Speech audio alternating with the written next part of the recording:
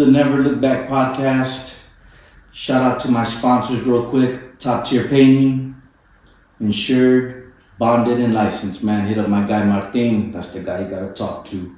I'm your host, Mr. Parks, man. This is episode number 1. I'm very excited. Got a super dope guest, my brother, QB Nate Davis. Thank you, sir. Always, man. Appreciate you for rolling by, man. I'm very excited. A little nervous is the first one. Hey, you know man. what I'm saying? But Man, appreciate you having me on, though, man. You know what I'm saying? it's been a long time coming, man. There you go. So yeah, man, I wanted to ask you some questions. Where are you from? Let the folks know where you're from and where you grew up. My name is Nate Davis. I grew up in Blair, Ohio. It's about 2 hours south of Columbus, Ohio. I'm right on the border, 45 minutes south of Pittsburgh, Pennsylvania, and then also right across the river from Boone, West Virginia. Boom. So middle school, where'd you go in middle school? It was just called Blair Middle School. Oh, okay. Yeah. And you were already playing ball there. Yeah, so I started playing ball when I was 5 years old. The best part was my dad was my coach. Tubi. You know it, baby. Mr. Tubi Love So. You know it, baby. But yeah, so he was my coach all the way up till 9th grade. He coached me football, basketball, and baseball. Damn. So, he was my coach all the way up. So, he was very hard on me. Yeah. That's the reason why, I'm the man today. Okay, so your brother too, right? Yes. So my brother, I have a brother named Jose Davis.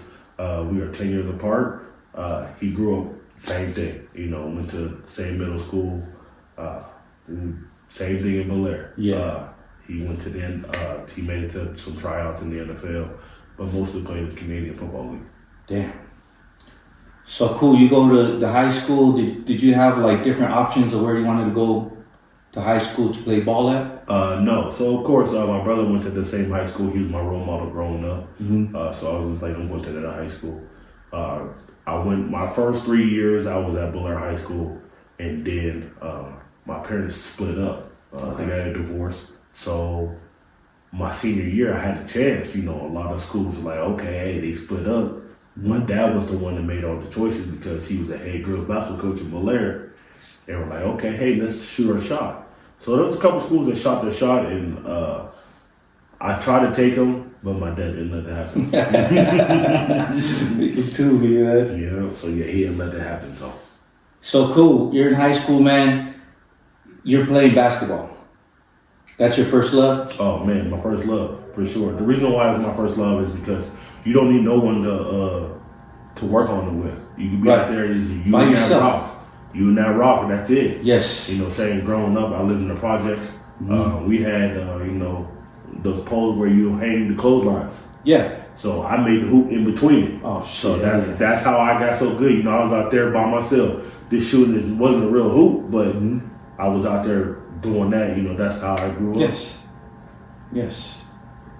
Yeah, I remember at my mom's house, man. I would bounce the ball, like behind my back, and hit it on one spot against the wall. Come on, man. Yeah. And then just do bounce passes and all kinds of different shit That's back it. and forth. Yeah.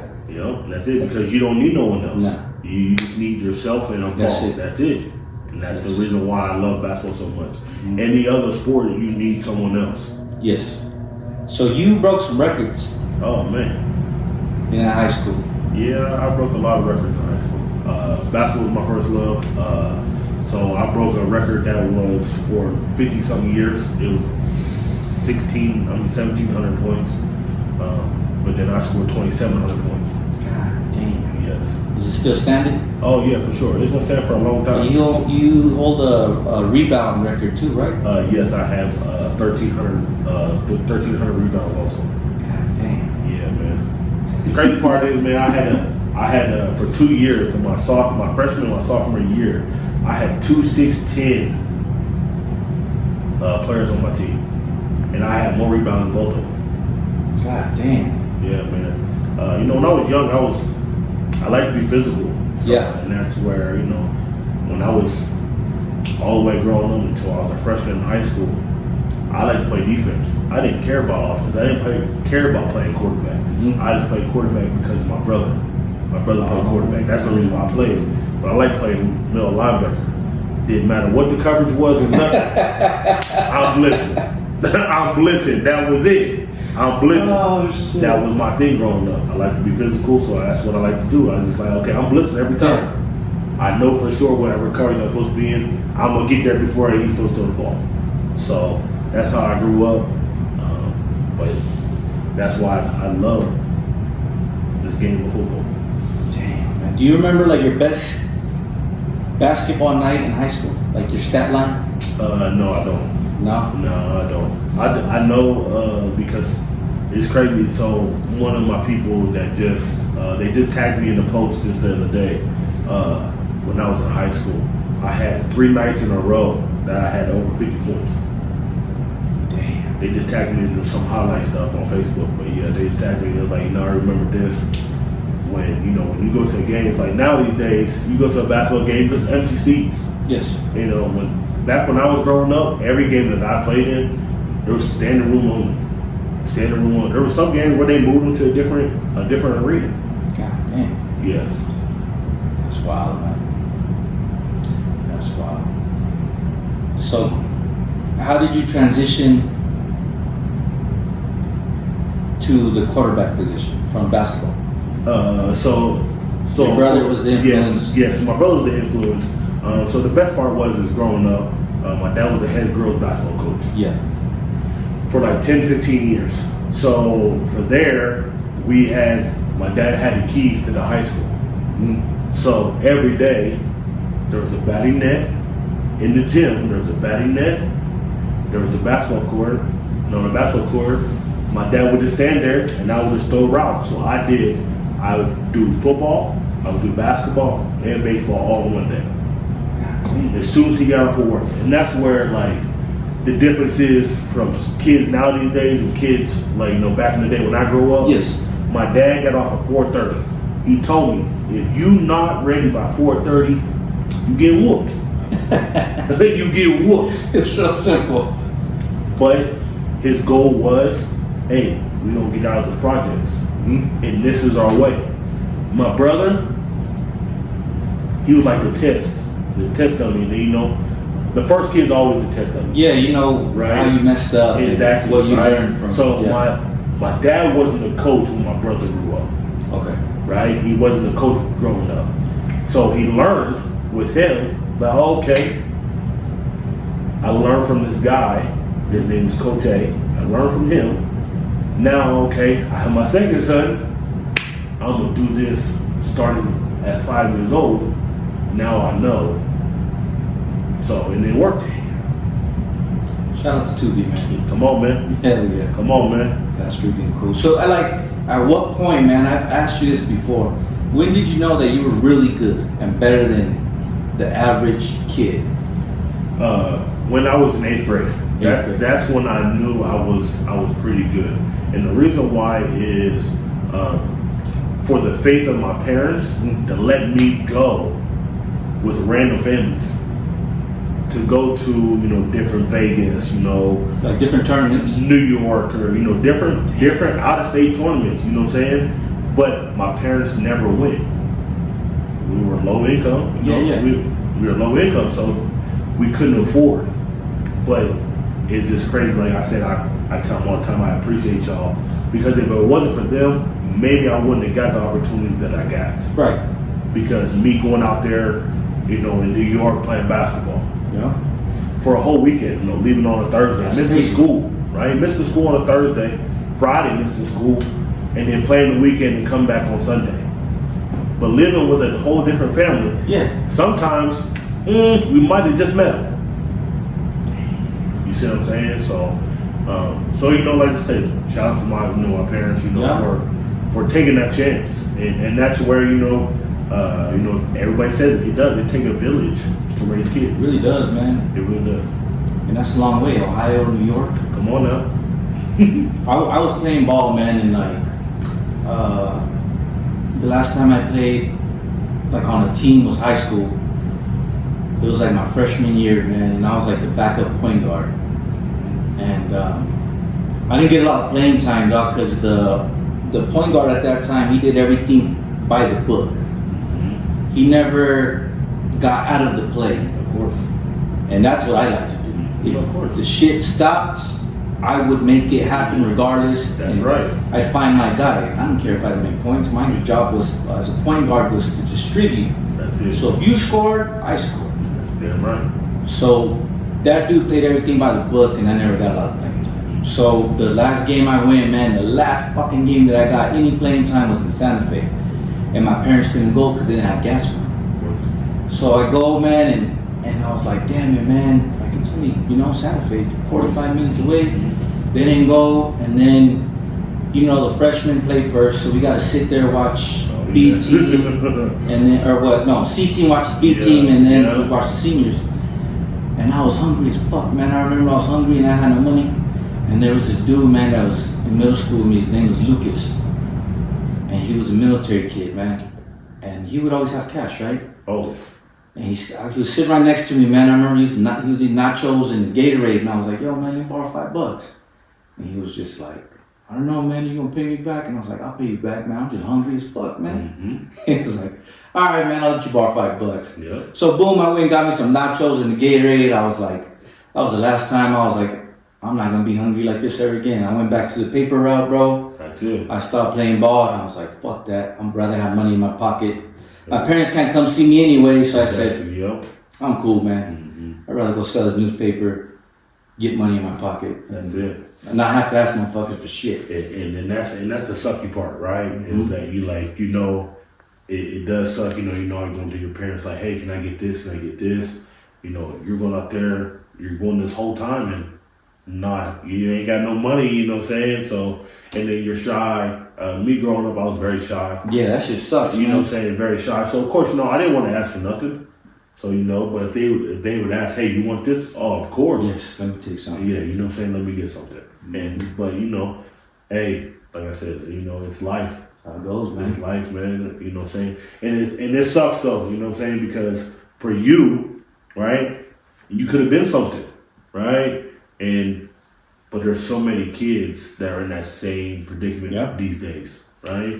And these days it's even worse. Some kids might have all the talent in the world, but might not get that chance because they don't have the dollars to go out and do things. Yeah. So it does suck though. Yeah. A lot of good people quit because of that shit, man. Yep, I'm trying to tell you. That shit's wild, man. Yes. So cool. So then you get into the quarterback thing.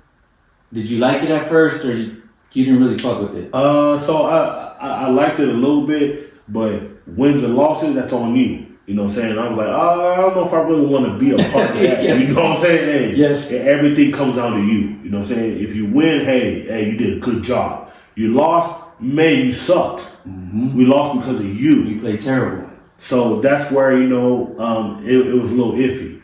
But I was like, my brother's my role model, so hey, let me go ahead, man. Let me take this on. And he would screw you up anyway? For sure, yes. So when I became a sophomore in high school, my brother just got done playing arena football. Oh, shit. So he got to be back and be a part of, my whole career, starting. So every game he was there, on the sidelines every time. Damn. Letting me know. The best thing was in basketball, no one could guard me. Mm-hmm. And then, so what he would do is he became the coach in basketball, and he would practice every day. Foul shit out of me, all that, man. You know what I'm saying? But it made me better for when the game came, because when all these kids fouled me, it wasn't the same when a grown man fouled me. Right. So that is normal. Exactly. So that was the best part. Like Shaq. It's very normal. Smack the shit. Come on, man. Exactly. Yep. Every play gonna get smacked. Mm-hmm. Yep. So now you're transitioning to the college level. Mm-hmm. So how does it happen that you get to Ball State? So throughout my high school career, I got my first scholarship when I was in 8th grade. We did a little 7-on-7 tournament. My middle school didn't have 7-on-7, so the high school had 7-on-7. They says, hey, would you like to come and throw the ball around with us? And I was like, of course, why not?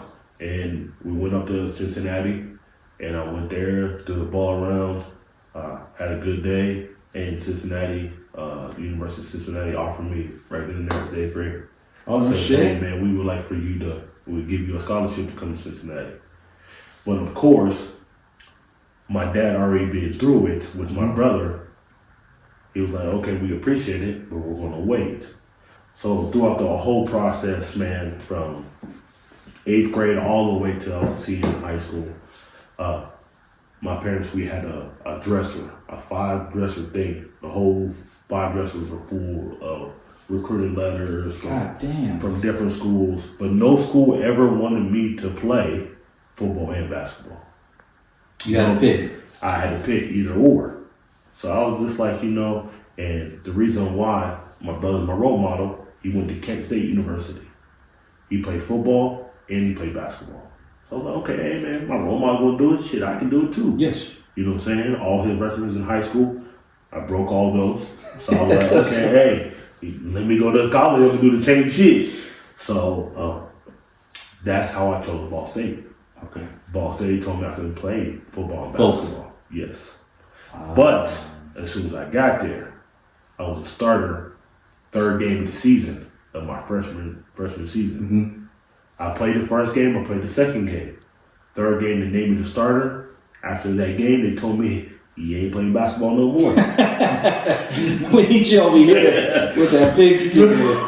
Yes. Damn. But yeah, so, I went to a lot of visits, going out through high school, went to a lot of visits. It was a great time in my life, get to see different schools, how different schools work and all the good things with that. But the best part is to see the different, how you want to say it, the different races. Because where I'm at in Blair, Ohio, you have white and black, that's it. You don't have other races. Oh, You don't have Hispanics. You don't have nothing like that. You don't have no other races. So me growing up, that's all I saw was growing up. It's white and black. And there was more white than there was black. Damn. So growing up, then once I got to play this AAU basketball, that's when you start going to these different, different cities and stuff. You start seeing different people. Different what is it? Ethnic. Yeah, something like that. Something like that. Yes. Yes, something like that. But yeah, so that's why I said racist. But yes, so that's the reason why, getting out of my hometown, you get to see that you're not shocked to see different type of people. Culture shock. There you go.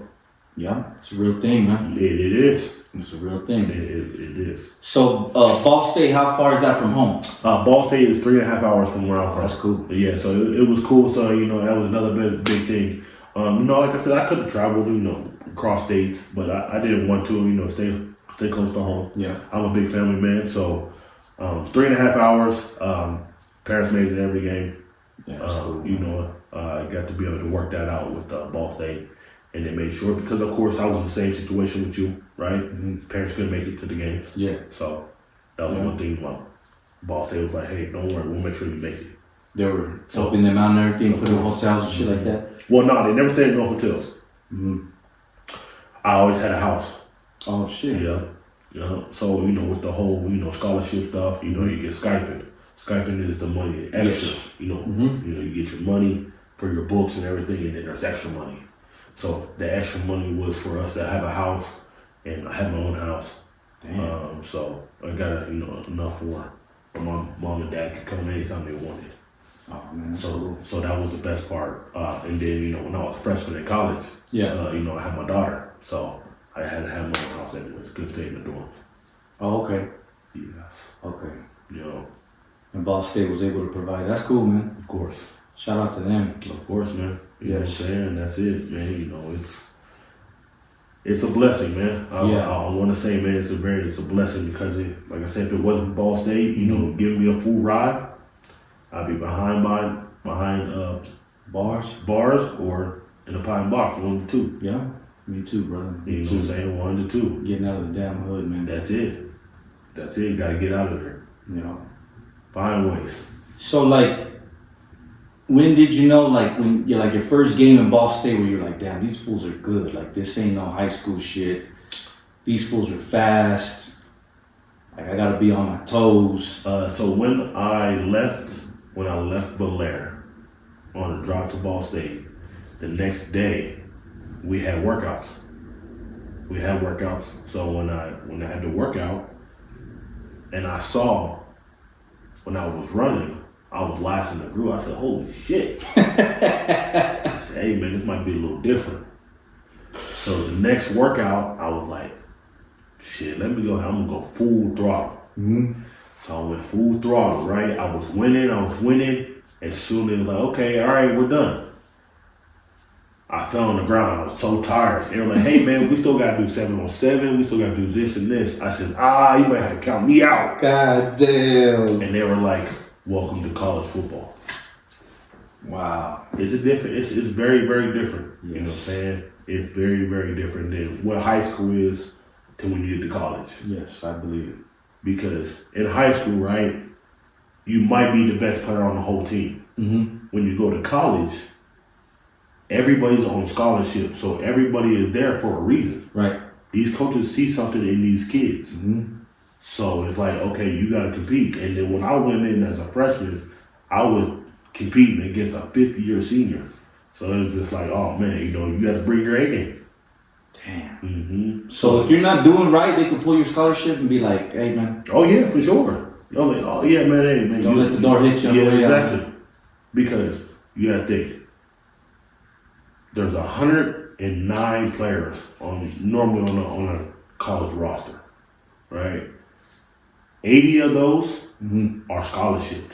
So that means that you're going to school for free Yeah. and you're living for free. Yeah. And now these days, you're getting paid to do it. You know what I'm Yes. saying? Now you're getting paid millions of dollars. Yes. You know what I'm saying? I wish this would have happened when I was in school. Yes. Come on, man. I'd be a millionaire. You know what I'm saying? Yeah. But that's the difference, is that scholarship is you're going to school for a semester that costs $80,000. Mm-hmm. But you're not paying out $1. Right. You know what I'm saying? And that can change your life for a lifetime. Drastically, man. For a lifetime. Drastically. For a lifetime. And I would say 60% are people out of the hood. Yes. 60%. And that might be a low ball, but I'm just saying 60% are people that don't have no money, that don't have nothing. Don't know how to act right. All kinds Exactly. of shit. Wow. Exactly. So, and that's why you see kids, act crazy. Yeah. Because guess what? You're telling me I can go to school for free and you don't give me money? Yes. I'm act crazy. Yeah. Some of that money now, man, like that the college players are getting, Mm-hmm. I think they're gonna eventually face some players that are gonna go fuck up Of course. because they've never had it before. Mhm. So they're gonna wall out, Mm-hmm. and it's just gonna be. Oh, don't worry. There's players that already done it. You know what I'm saying? There's players that's already has already messed up stuff. You know what I'm saying? And that's the sad part. Yeah. You know what I'm saying? Because it's not like you're messing it up for the people that really need this. Yes. You know what I'm saying? Yes, that you got it. You're being greedy. Because all you're doing is thinking It about really yourself. is it, man. Because you're thinking about yourself. Yeah. You're not thinking about the next guy behind you that needs it also. Mm-hmm. You see what I'm saying? That's where people don't look at it like that. Because also remember, you're only 18, 19, 20 years old getting all this money. Yes. A lot of money. And that's what I'm saying. I mean, and we're talking about not just $500. Nah, man. We're talking about thousands, millions of dollars. Yes. 6 figures plus. That's what I'm saying. As a 19-year-old kid, That's crazy, man. it's a different thing, man. Damn. Mm-hmm. So cool, man. So you're doing your thing in Ball State, man. Do you decide to go pro early, or you finish like your senior year and then you have to enter the draft? So, sophomore year, my freshman year, we went 500. Sophomore year, we went to a bowl game. Mm-hmm. My junior year, things started talking about the NFL. Okay. All right, things started talking about the NFL. We get to the end of the season. Did you think it, or it was just people telling you in your mind? People are telling me. Hey, what's going on in your mind? So my mind was thinking about my mom, Yeah. finish school, right? Finish school. So then my end of the junior year, we're 12-0. Damn. So all 12 games, all on ESPN. Wow. I played on every day of the week but Sunday. Every one of my games were on ESPN. Damn. So we have NFL scouts every game. ESPN is talking about me nonstop. Still talking. I mean, the last one holding, Matthew Stafford.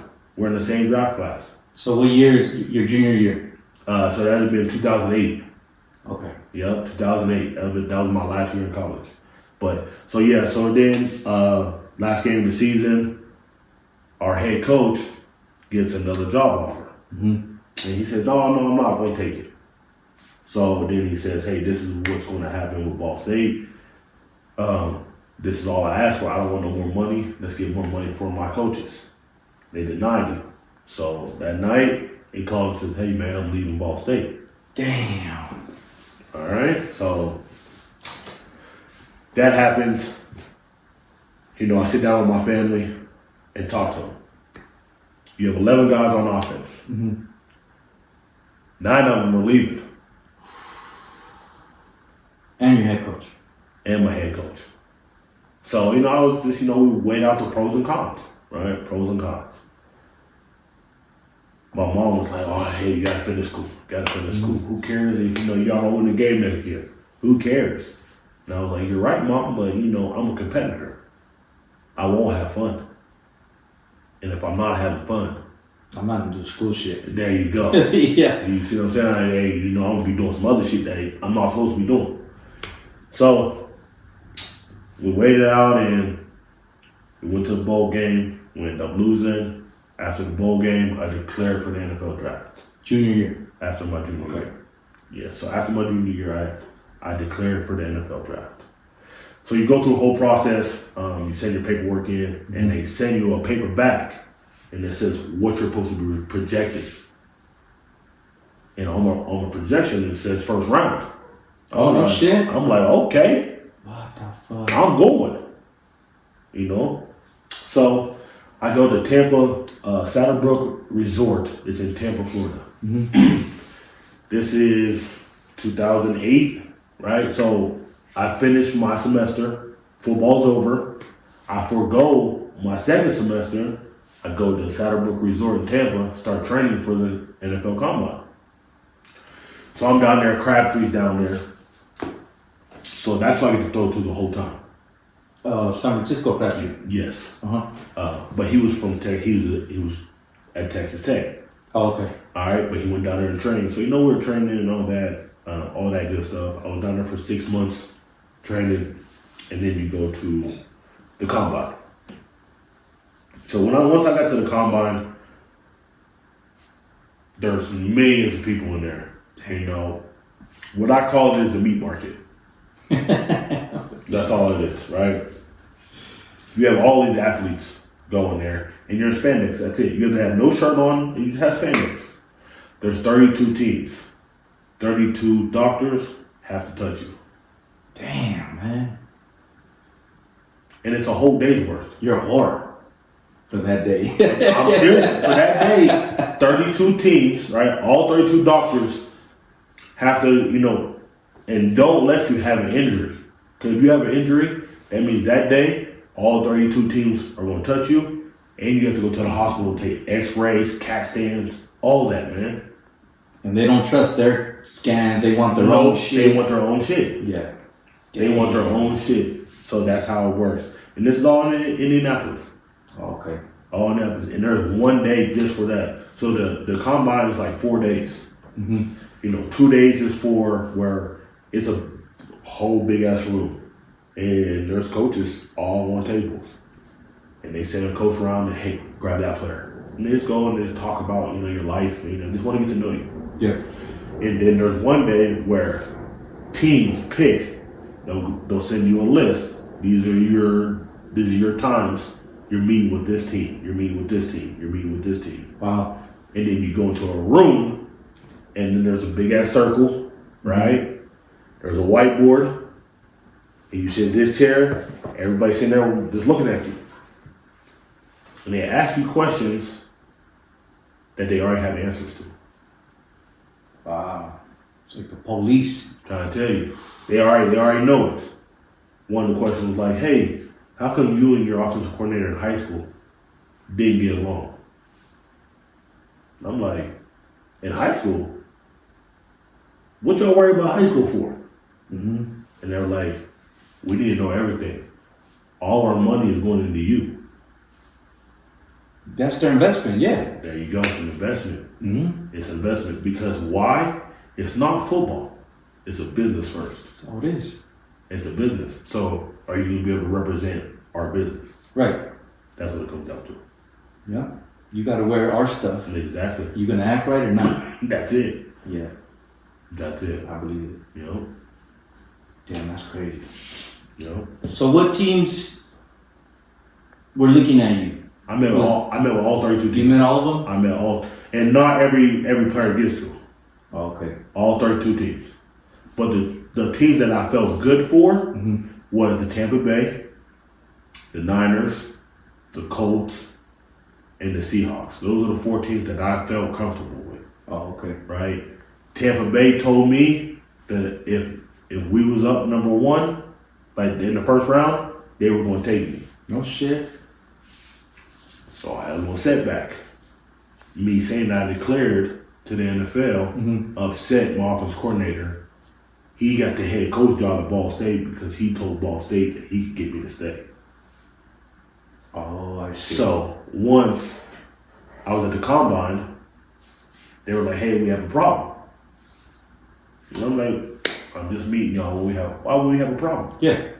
They were like, "Your offensive coordinator is saying that you can't learn to play for him." Oh shit. You know? So that's why I went from first round to 5th round. Damn. Everybody was scared to take a chance on me. So like when I went into the rooms and met with them, they put me up on the board. They were like, "Man, is he out to get you?" And that's what every coach asked me. "Is he out to get you?" And I was like, "Shoot." And I was a young kid. I don't know. I don't see why. Right. But now that I found out more of the story of why later, that's why. Damn, man. I called my dad. I was at the combine, G. I was crying, G. Called my dad, said, "Man, this nigga really told these people that I can't learn to play ball." Tubi was about to be on the way over there. Listen, he says, "I'm driving to Ball State right now." My God. Hey, I'm driving to Ball State right now. Oh shit. I'm telling you, man, this shit's wild, man. So, what is it? A dog eat dog world. That's it, man. That's it. That's it.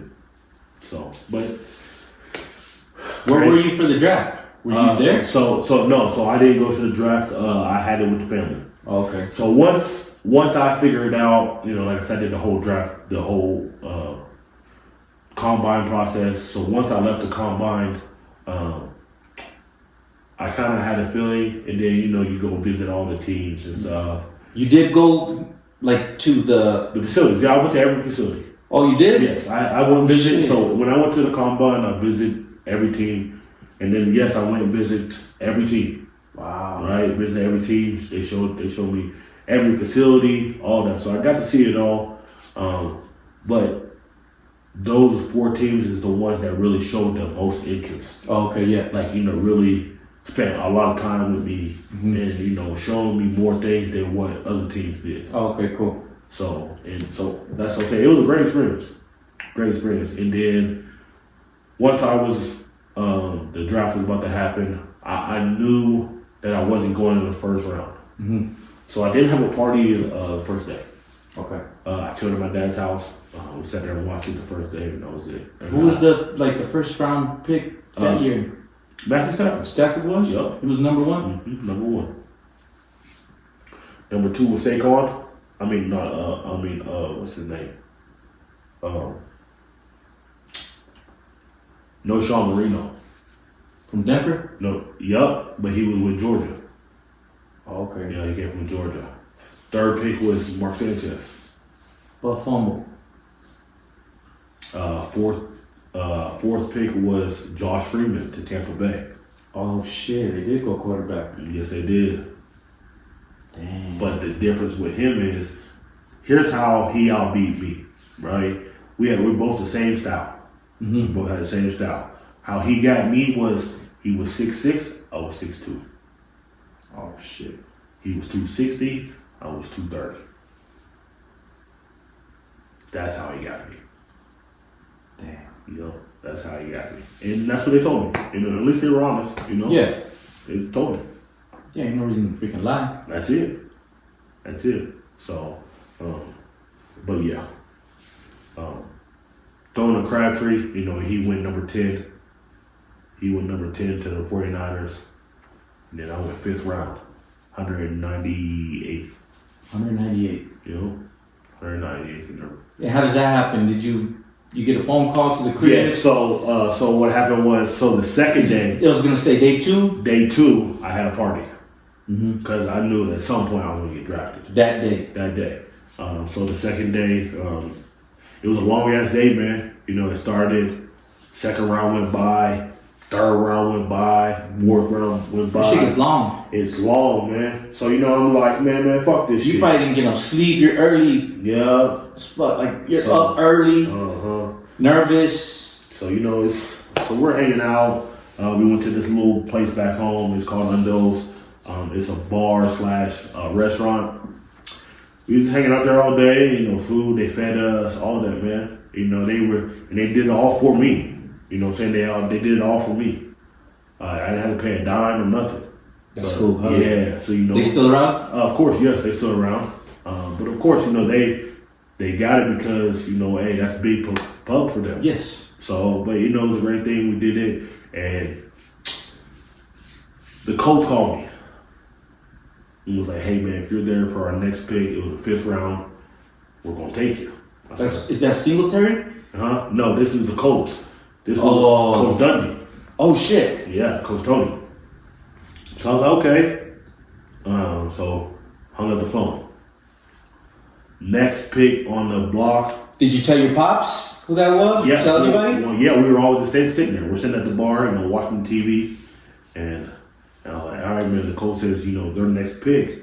And they had like 4 picks, and then it was them. I was like, okay. So I'm sitting there just waiting. Next pick was the 49ers.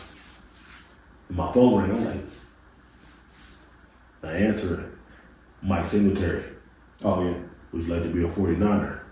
And I was like, you damn right. You damn right. And that's how I went. You know, I started crying. You know, we started hugging. Damn. Everybody started going crazy. You know, and then Trent Delkey, I think his name. He's a GM for the Seahawks, I think, right now. Talked to him. You know, he said, you know, welcome to the club.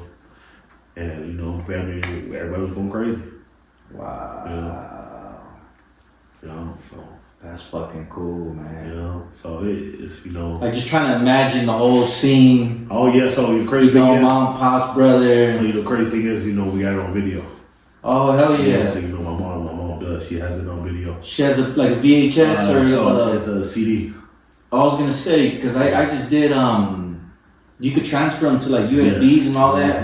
Yeah. Upload them on YouTube. Yeah, I know. So crazy thing is, so last time we was She has home, everything. Mom has everything. so last time I went home, you know, we went downstairs and we were looking at all the shit. And I have every high school football game, every high school basketball game on the VHSs. All recorded? All recorded on VHSs. Man. Yeah, got them all, man. It's crazy. They charge cheap though to transfer them? Oh yeah, I know. That's what I told my mom.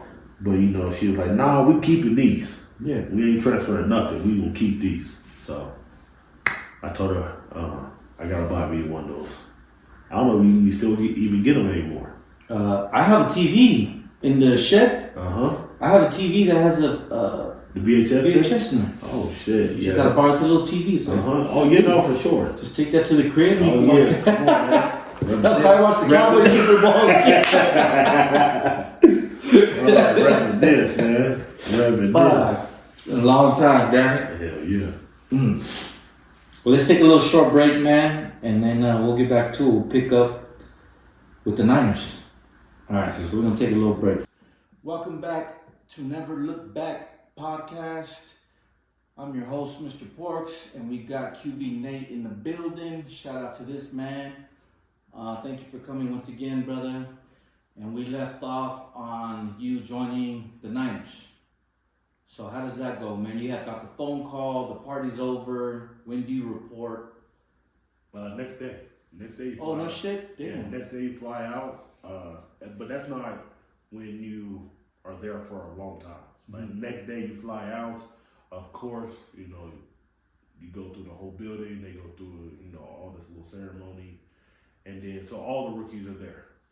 So you're there for about 3 or 4 days.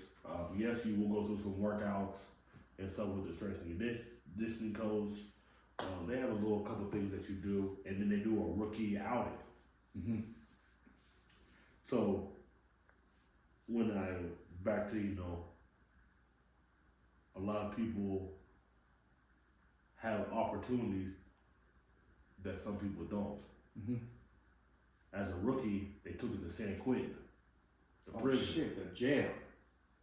They took it to Damn, blood in, blood out. Come on now. And they go in there, and the dude name was Stephon Diggs. He was an All-American in California. All-American football, basketball. Like the current player, Stephon Diggs. Yes, but that's the same type of same name, Mhm. but all around player, football, basketball, baseball, 5-star athlete, 5-star athlete. growing up. Went out with his homie one Got night, into some shit. killed someone. Life gone, Life. going in for life. Damn. You got to sit down with that dude and talk to him and everything? So there was a group Mm-hmm. of guys. Oh, okay, cool. And all these guys were super athletes and just took the wrong road. Damn. You know, every one of them had a different story. It Yeah. wasn't the same story like, oh, I just killed someone. Nah, every guy had a different story. Right, exactly. Mm-hmm. And it was just crazy. And they just tell you, hey, don't go down this road.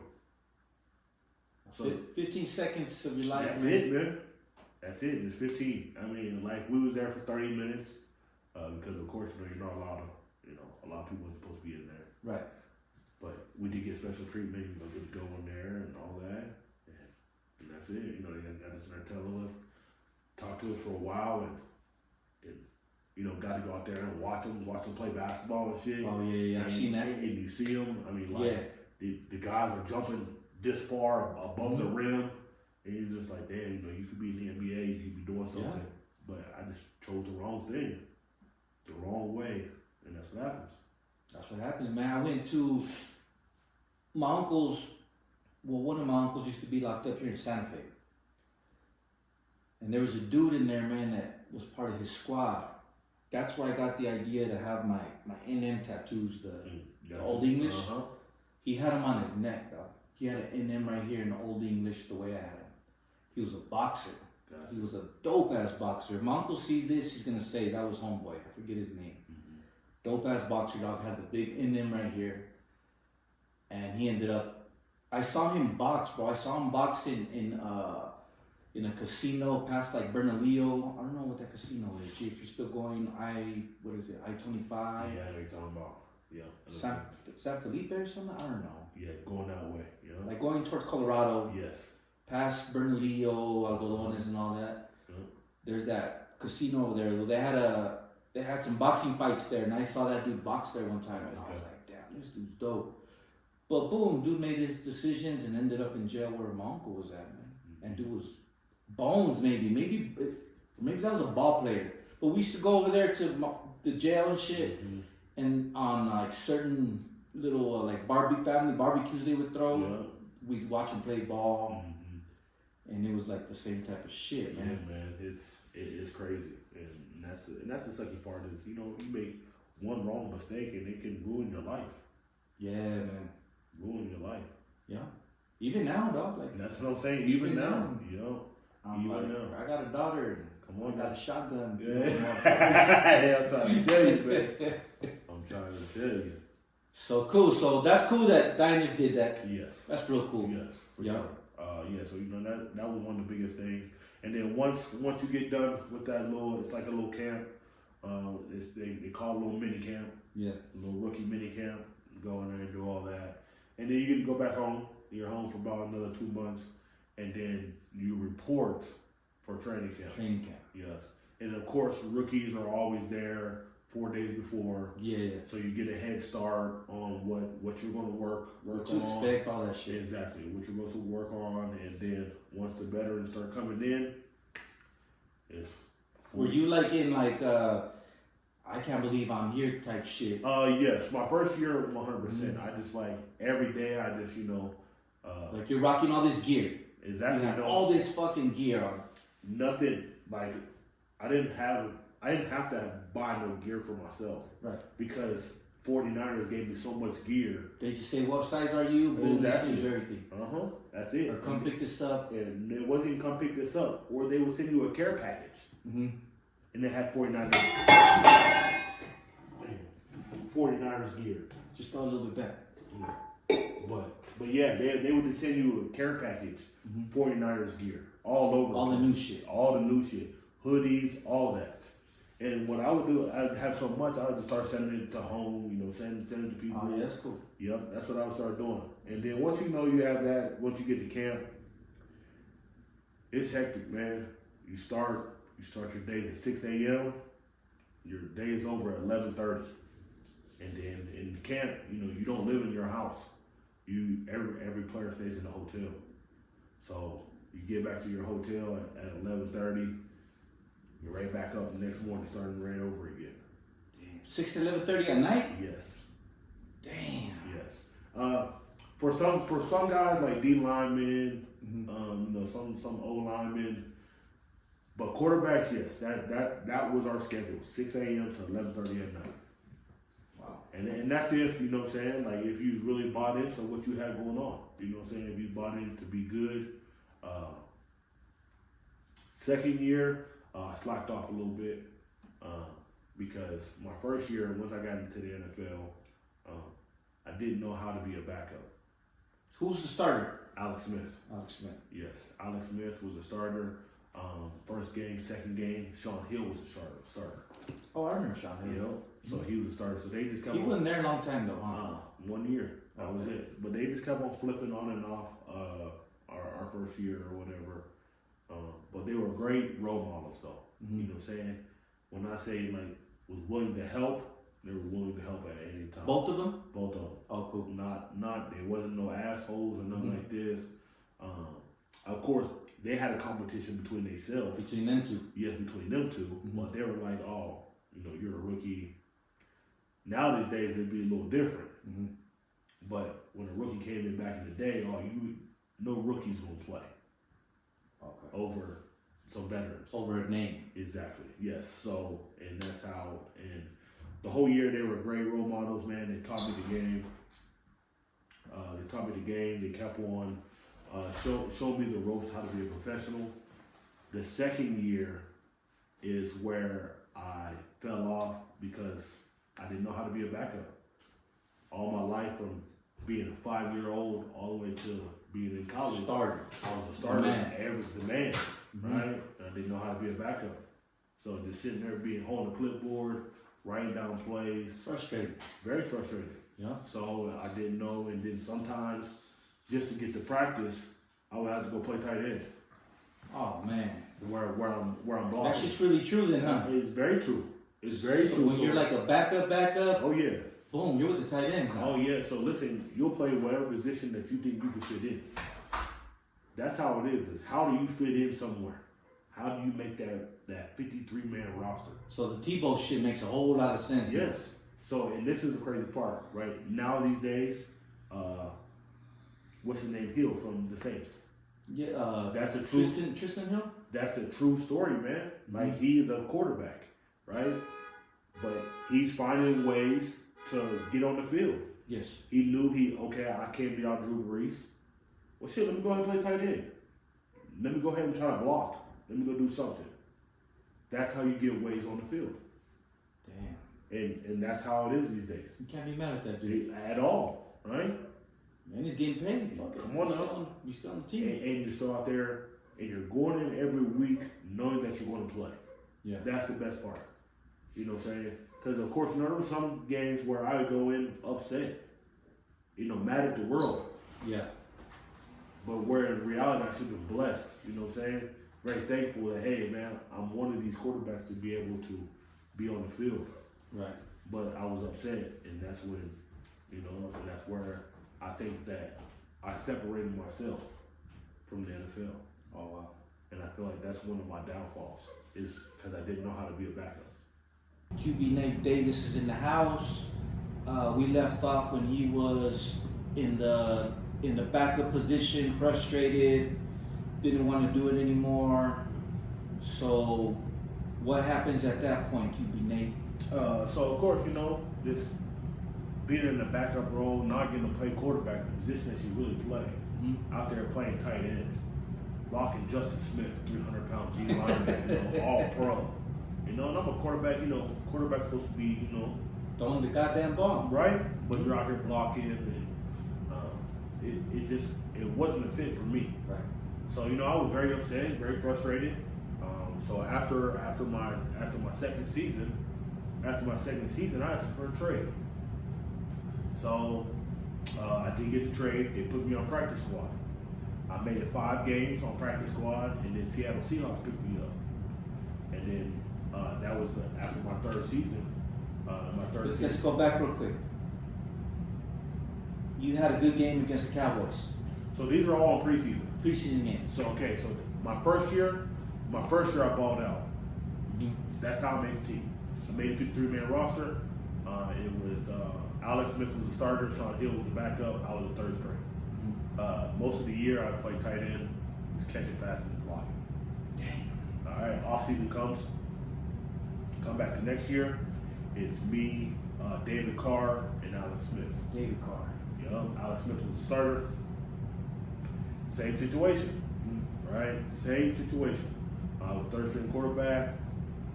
Like I said, that's when I got frustrated. The third year is when it was beginning. It was Alex Smith was the starter, and they brought in Troy Smith, and then I was the third string. And that's when I was like, man, this wasn't for me. That's when I was like, it's time for me to get a trade. Okay. It was time for me to get a trade, and I was frustrated. I wasn't about it.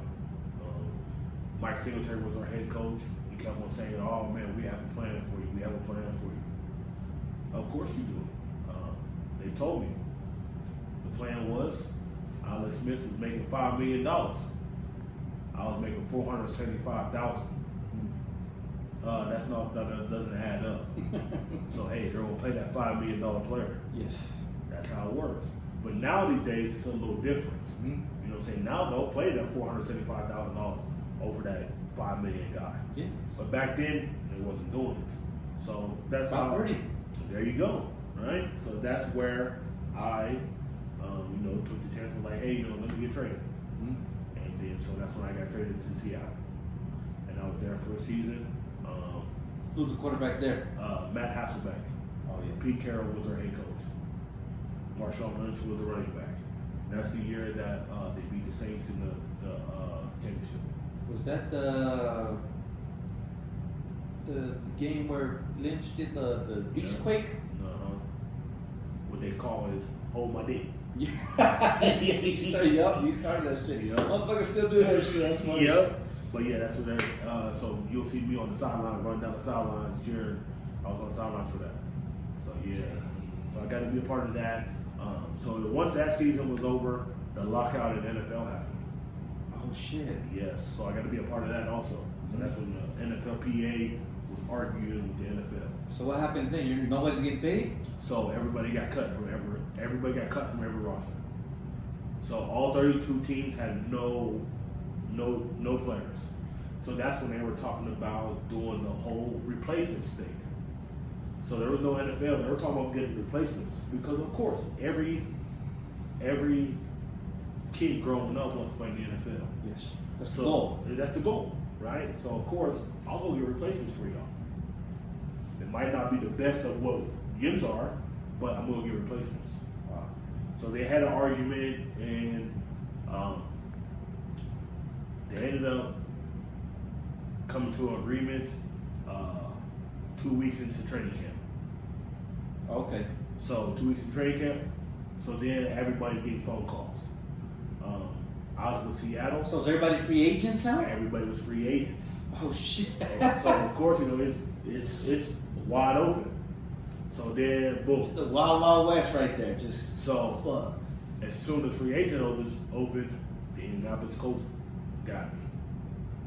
So they were like, "Hey man, we want you." Dungy still there? No. It was the little light skinned dude. Hey, Was a wide receiver there? What was the wide receiver, man? He's from out here in New Mexico. He had married like that Playboy model. I don't know. I know. So the receivers were Marvin Harrison was still there. Marvin Harrison was still there. The two white boys. The one that had concussions all the time. Receivers? Yes. Yeah, two white boys. I forget. Damn, I forget that name. Who was the quarterback?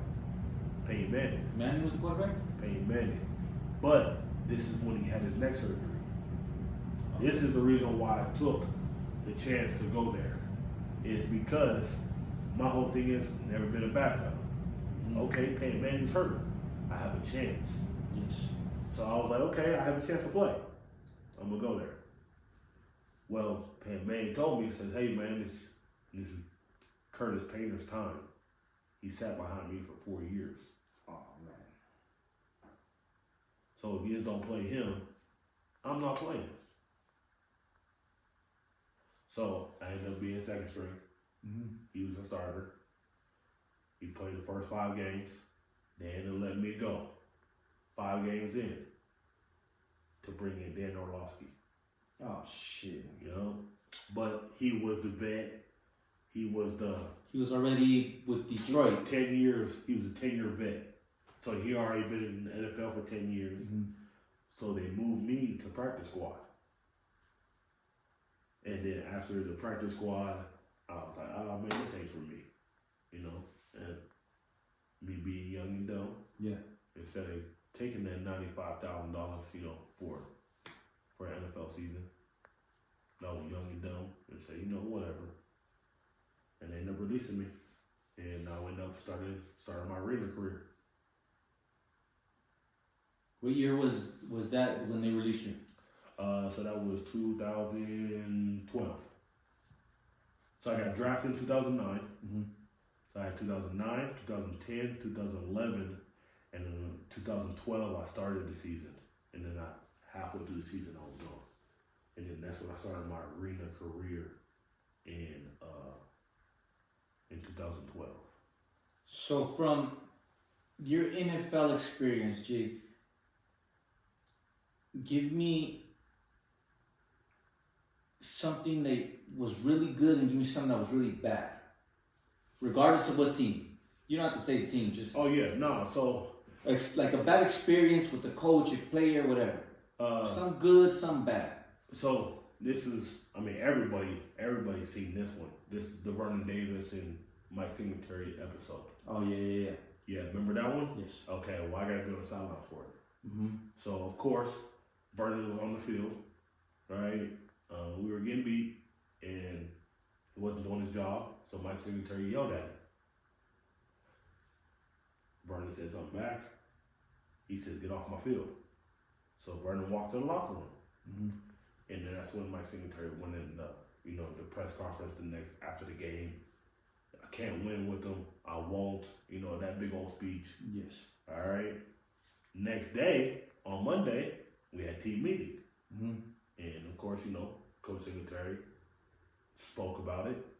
And Vernon Davis stood up and says, "You'll be gone before I will." I'm just gonna be honest with you. You will be gone before I will. Mike Singletary is like, that's very true. Next week he was fired. That dude wasn't lying. Next week. That's what I didn't like, is that the players had more control than what the actual coach did. Damn. Right? That's why I didn't like it. Because, I mean, he said it. You'll be gone before I will. Yeah. Next game, he was gone. My talent is better than yours. Right? Mhm. Like, so that's what I didn't like. But what I loved, right, that was the 49ers. I loved about Pete Carroll, right? He was the head coach when I was at the Seahawks. Pete Carroll, he was a player's coach. So if it was raining, right, hey man, let's take a team vote. Do we do a walkthrough or we go out there and practice? Mm-hmm. And we'd all vote, and then that's what we do. Okay. But now if you fucked up, right, doing some bullshit, then it was like, okay, then why am I giving y'all the chance to vote? Right.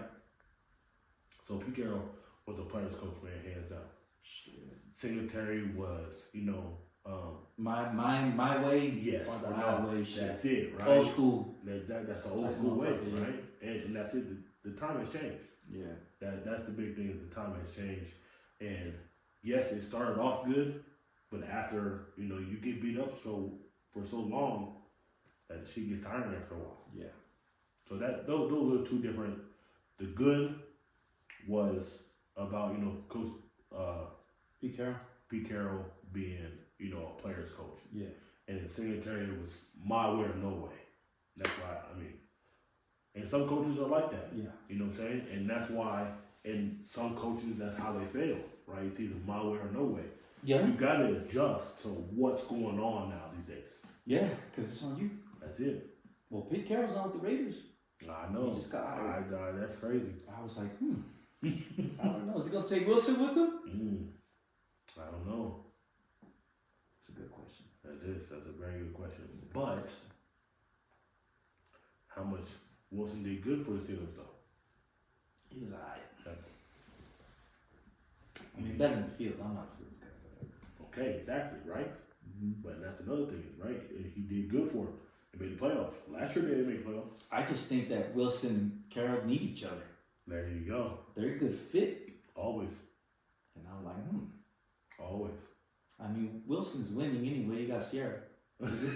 He's winning in life, Hey, he winning in life, man. He definitely winning in life. So, boom, all that shit ends, dog. NFL ends.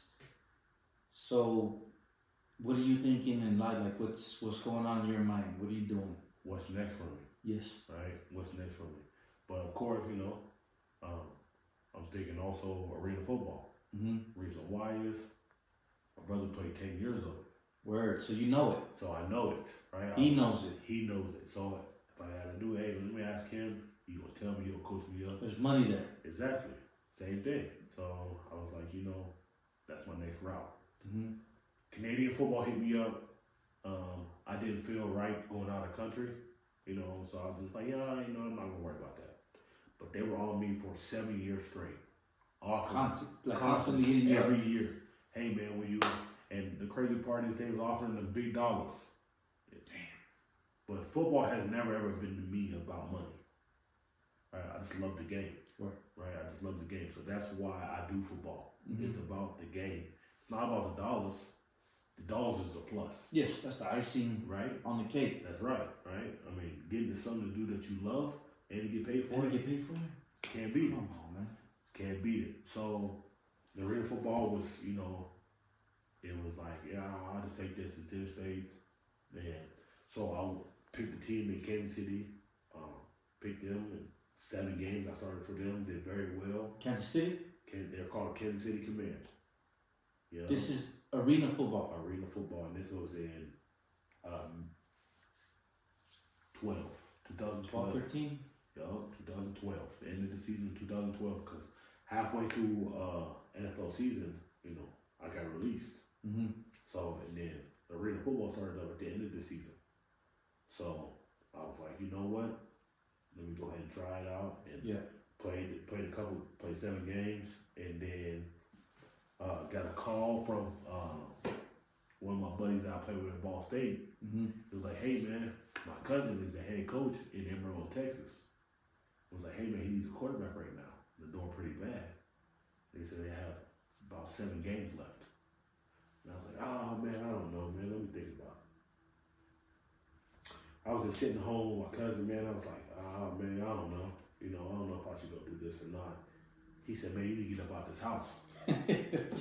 You need to make this money. You know what I'm saying? Hit you with the Ice Cube. You know, it's Michael was like, man, you get up out this house. And I was like, man, you right. So I called him. He was like, hey man. Shout out to Michael. You know. So yeah, it was on Thursday. He called me, and I called him back and was like, hey man, I didn't know I'm interested. He said, well, just let you know, man, we have a game on Saturday. Would you want to play? I was like, man, I don't know the offense or nothing. He says, I'll fly you out tomorrow morning. We'll have practice Friday night, Saturday morning, and then we'll leave for the game. So I was like, okay, I'll do it. Flew out to Amarillo, Texas, Friday morning. Had like a little walkthrough practice on Friday. Damn. They were like, oh, okay, you can throw the ball. You're playing. So I played on Saturday, right? Threw 10 touchdowns, 6 interceptions. 6 interceptions. Oh shit. Yep. Did you win? We ended up winning. And then the next game, of course, I had all week of practice. I threw no interceptions and threw 9 touchdowns. They were like, yeah, we got something. Damn. Yeah. And then within the 7 games. This is Amarillo. Yep. Alright. Yeah, I was out there in Amarillo. Yeah, Amarillo, Texas. Man, I was out there for 8 years playing arena football. 8 years. 8 years. Yeah, with the same guy, same head coach. Holy shit. And then that's how, you know, I met all my homies. Cool. That's how Coop, X, Dello, Diallo all of them. All my homies, that's how I met them all. was through there. You know? And that's how we all met here in the Gladiator. So how'd you end up in Duke City? So how I ended up, so for 8 years, Miss Gina. Yeah. Shout out to Miss Gina. Yeah, I was out there for 8 years, and Duke City beat us in the championship to go to the national championship, and the next year they moved up a league, and they hit me up and was like, hey man, would you want to come and take a chance? And every year they hit me up or whatever, but the league change is what got me. What was it before? So we were called the CIF, the Champions Indoor Football. Oh, okay. And it was just a little pee-wee league, you know what I'm saying? Mostly, like we had like 6 or 7 teams. And I just love football, so you know I play. Yeah. But the one that they were moving to was the IFL. And that was been going Indoor on for football. Exactly, been going on for 15 years already. Oh, okay. So, and I knew that, you know, they got money, they got, you know, everything was Sponsorships, all this shit. exactly, everything was situated. So I was like, you know what, let me go and take a chance. And I took a chance, and That was Duke City. that was Duke City. So Gina called you? Or the coach? or how No, does that happen? so Della was the one that called me. Della was like, hey man. Della was here. Yes, Della was Okay. here. Della was like, hey man, why don't you come down here Shout out and play? to Mr. Della. Kim was like, hey man, why don't you come on and play? And I was like, oh man, I don't know, man. In Albuquerque, he says, how about this? I'll tell my owner, Gina, that you're thinking about coming. So I was like, all right, man, let me know. He called me back within 10 minutes. Hey, man, all you have to do is get down here. You get down here, everything else is taken care of. I said, okay. So I was like, I was in Dumas, Texas. Just chilling in my house. I was like, man, I don't know. Asked one of my homies, hey, man, you want me to take a little road trip? He was like, shit, I ain't got nothing to do. Mexican dude? Yes. Paisa dude? Jesus. Yeah, that was That's cool. my dog. That's my fucking dog. So I was like, hey, Jesus, man, you trying to take a little road trip? He was like, I ain't got nothing to do. I said, fuck it. I said, all we gotta do is get there. And everything else is paid for. He was like, oh, man, definitely. Yes. Got on the road, 4 hours from Dumas to Albuquerque. We stayed there for the weekend. On Sunday, we met with Gina. Mm-hmm. She was like, okay, yes, I hear so much about you. We want you. I was like, okay. Hey, Seuss, man, what you got going on in your life? And he was like, oh, I'm just hanging out. You know, he asked me to come or whatever. You need a job? You can come too. And that's how he came down here. 3 months later, 3 months later, me and him, we moved down here. Boom. We worked for You her. both got jobs. Both got jobs for her. You know, she does the the real estate. Yeah. So we were out houses. we was out there working for her, and we was out there for about 6 months, and then we moved into a house together, and then we started playing, and then he became the equipment manager. Never knew nothing about equipment, you know what I'm saying, but made to be an equipment manager. You know, and that's the one thing, man. She did do a lot of things for a lot of players. You know what I'm saying? Yeah, I've always told you that, man. Yes. I don't know her personally, man, but I think Gina's always fucked with you and took care of you, man. For sure, man. And a lot of the players, dog. Yes. A lot of the players. And that's it, man. She done a lot for a lot of people. Yeah. A lot of people. And Well known out here. yeah, of course. You know. So and that's how that shit started, man. That's how we came to Albuquerque. Mm-hmm. You know, because land in the trap it. You're in trap, huh? For sure. And then you got fucking married here. That's So it, you're man. super in trap. Sure did, man. Damn. Yeah. But yeah, that's how I became the Duke City. That's how I came to Albuquerque. What year was that? So that had been 2019. So as soon as the season was over, they won the championship, and they had a big ass party and shit. The next weekend is when they had like a press conference, and Okay. that's when we came down here for the press conference. And their head coach was Bramante. He was the one that was the coach for many years. Was he a Niner player too? No, he was Or who am I thinking of? Sherman. Oh, sure. Okay. Yeah, Sherman was the Niner player. Mhm. Yeah, Coach Sherman. He went like doing like high school coaching. No, actually, he's just hanging out. I think he's just Oh, okay. working. He's a big golf guy. Big golf We guy. gotta get in with him. Oh no, for sure. Yeah. Yeah, for sure. Bet you he's good. You think I'm good? Oh man. He's way better than I So this gentleman here's the reason I got into golfing. am.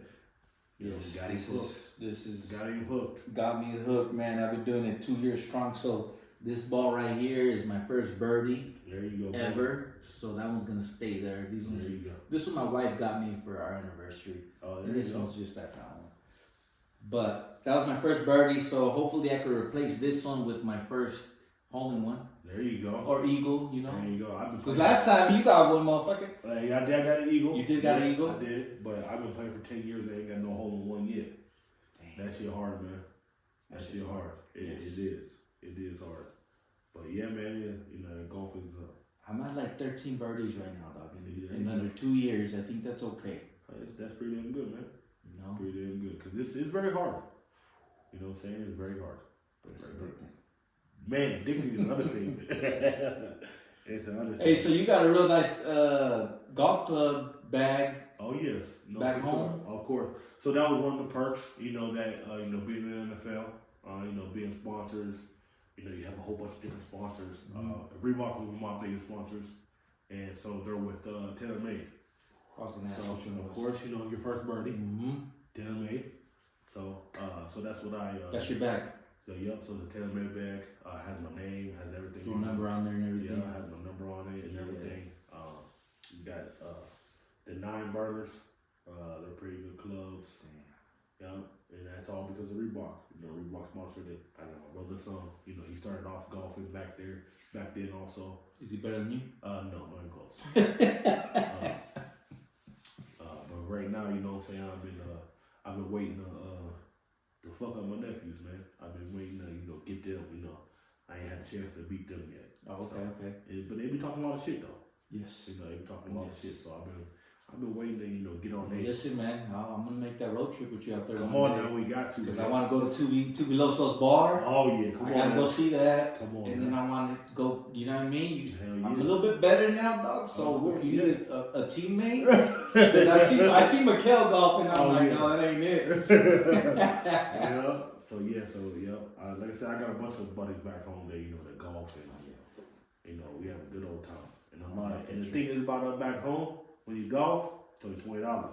Oh yeah, And it's cheap. it's like Carlsbad. Come on now, it ain't like here, where you paying $50, $60 all Yeah, the time. Rose Paradise like 50, Yes. 50 some dollars or something like that. So it's not like that, man. So back there, you can be able to play 2, 3, 4 days. Yes, that's how I do in Carlsbad, man.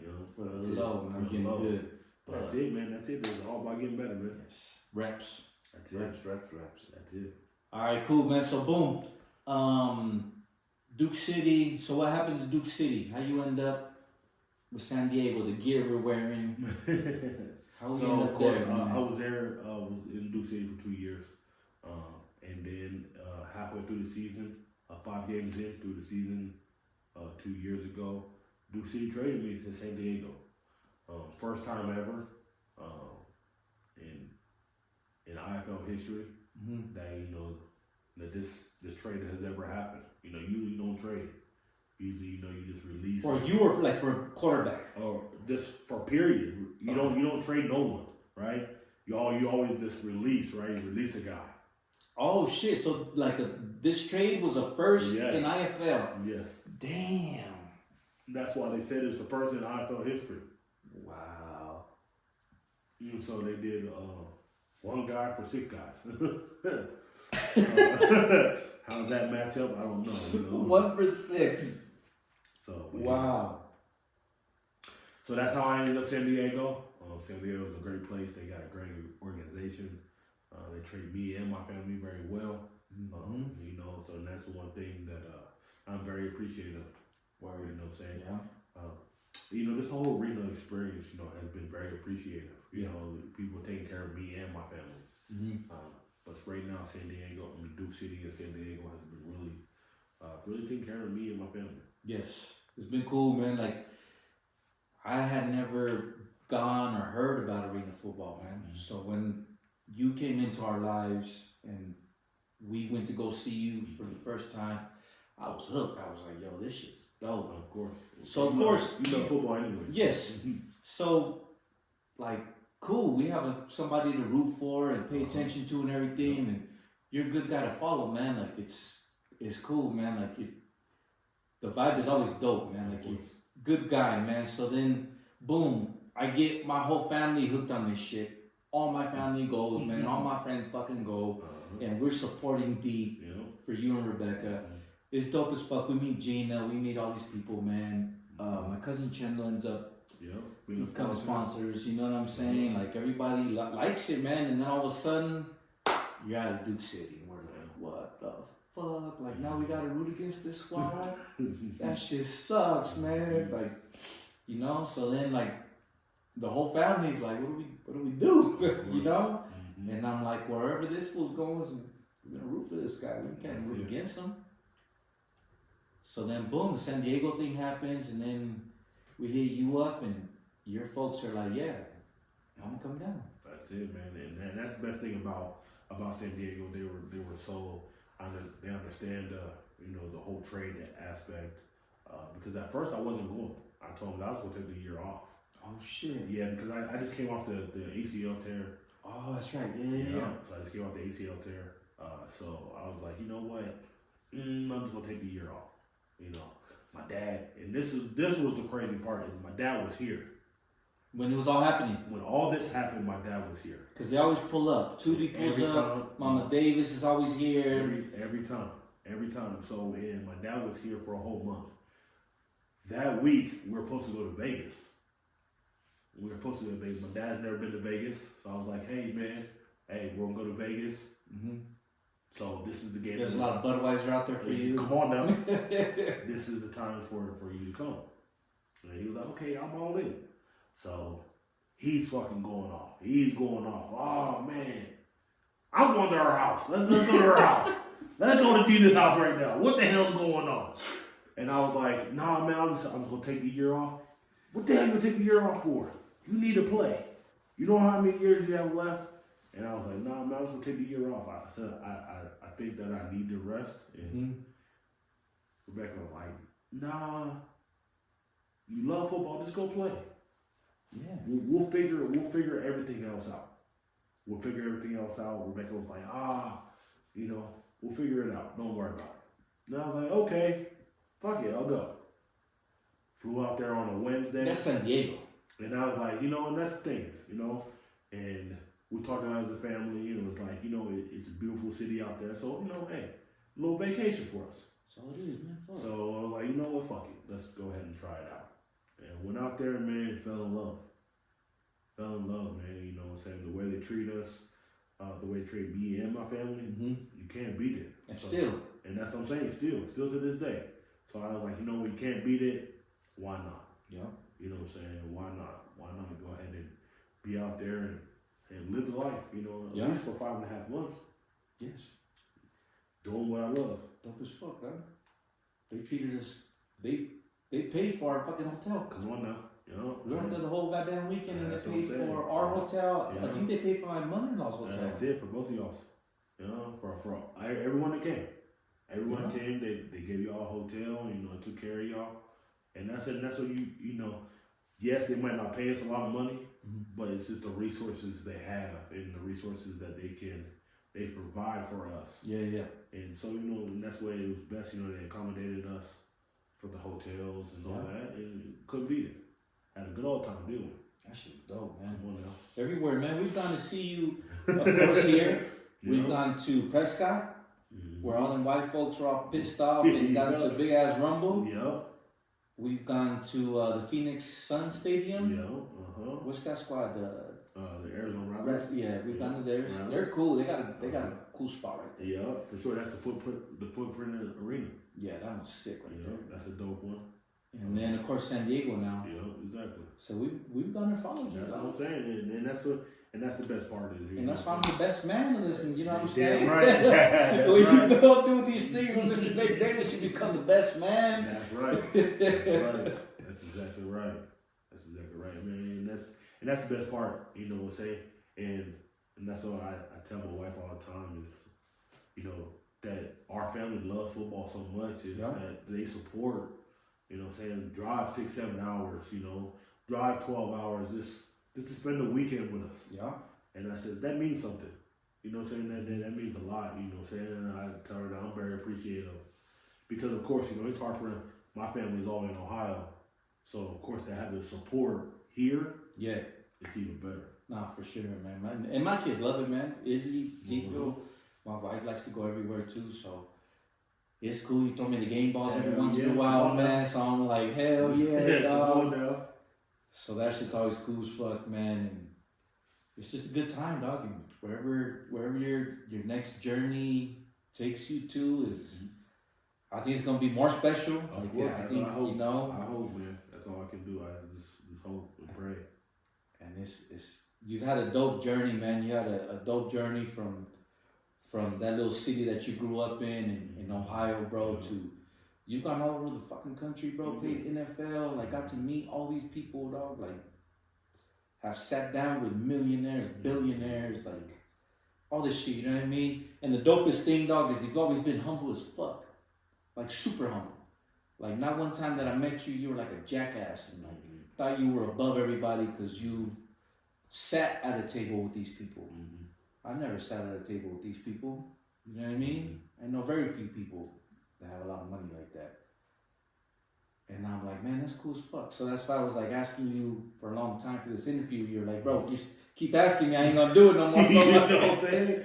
That's it. I told you, man, we family, G. Anything, you know what I'm saying? I tell people all the time, I'm not famous, you know what I'm saying? You can think I'm famous all you want. I've met famous people. I sat down at a table with famous people. Yeah. But at the end of the day, we're all the same.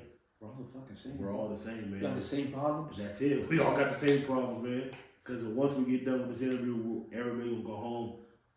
We all got problems that we got to take care of. You got kids over there. Come on now. I got kids here. Exactly. We have problems. You know what I'm saying? So we're all the same. We married the sisters. That's it. That's it, man. That's it. So we all have problems. Is this, just gotta always fight to get through. Just keep moving forward, bro. That's it, man. That's why I love this podcast. Never look back, G. Never look back. There you go. That's it, man. That's it, man. Never look back. Just keep on moving forward, man. So look, man, we're gonna wrap it up. Thank you, QB Nate, man. My first guest, super happy and humble that he was my first guest, man. And his story's super incredible, man. I love his journey. And it's not stopping, man. It's gonna continue to get better. And hopefully I can be a part of it and grow bigger and better, man, because that's always the plan. And thank you, brother. I appreciate it, man. Appreciate I you, couldn't man. ask for a better You already know, first man. episode, man. Come on, man. I appreciate you having me on there.